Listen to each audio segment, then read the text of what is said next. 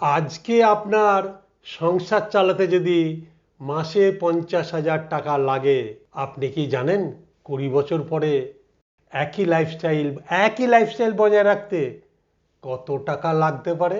যদি গড়ে 6 থেকে 7% ইনফ্লেশন হয়, মানে আজকের যে জিনিস কিনছেন 100 টাকায়, ইনফ্লেশন মানে কালকে দেখুন 100 টাকায় দাম থাকে না, দাম বাড়ে, তার মানে ইনফ্লেশন বাড়ছে। কারণ কি জানেন, আজকের 50,000 টাকার মাসিক খরচ 20 বছর পর হয়ে যেতে পারে তার প্রায় প্রায় প্রায় 1,93,500 টাকা। ভয় ধরাচ্ছি না, এটাই কিন্তু বাস্তব।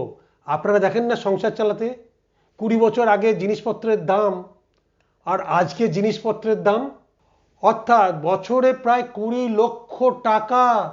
এবার প্রশ্ন হলো, আপনার রিটায়ারমেন্ট প্ল্যানিংয়ের আজকের খরচ দেখে হচ্ছে ঠিক না ভুল? যেদিন রিটায়ার করবেন সেদিন আপনার লাইফস্টাইল বজায় রাখতে তাহলে কত টাকা লাগবে, সেই হিসাব কি হচ্ছে? কারণ রিটায়ারমেন্ট প্ল্যানিংয়ের বড় রিস্ক হচ্ছে শুধু রিটার্ন নয়, ইনফ্লেশন, মানে দ্রব্যমূল্যের দাম বৃদ্ধি।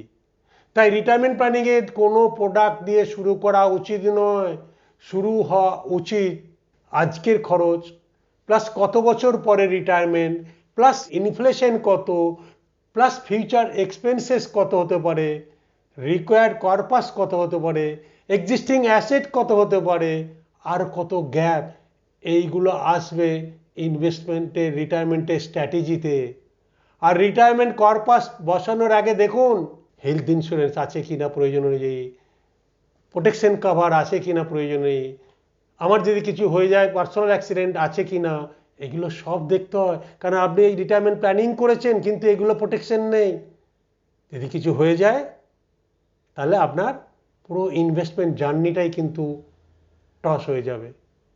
ঠিক না ভুল?